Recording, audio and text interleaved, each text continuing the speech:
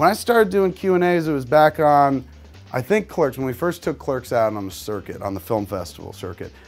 Basically, you're supposed to go out there and speak for your own movie.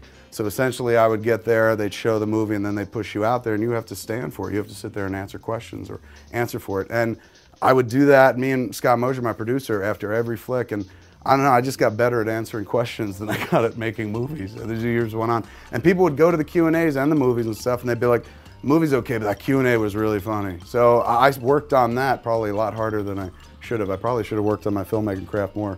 But I really developed the question and answer side of it far, far more. That just seemed more interesting to me because that's people talking about the work. You know what I'm saying? You don't make the work just so that it kind of sits in a vacuum and nobody sees it. You make it so you can talk about it. And really, I just got into film in general so I can have conversation with people. I was just lonely. So essentially, I was like, if I become a filmmaker, people will have to ask me questions about the film, and then I'll get in conversations with people. I won't be so lonely anymore. What was it like to finally get to direct Bruce Willis? Or did he direct you? Yeah, you don't direct Bruce Willis, man. You just kind of show up and be like, what do you want to do? Okay, I'm gonna stand over here. I mean, there's definitely been some folks who have gotten annoyed at me. My wife has definitely been like, why'd you tell that story? Why'd you have to tell that story?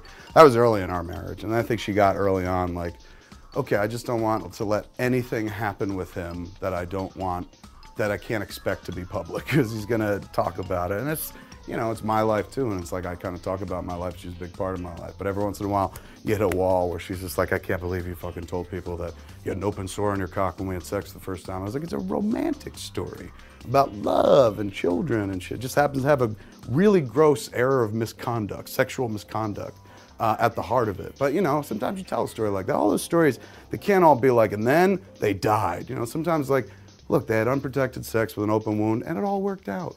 You know, you shouldn't do it, but it all worked out for them. I can't wait to tell Jen about my poop.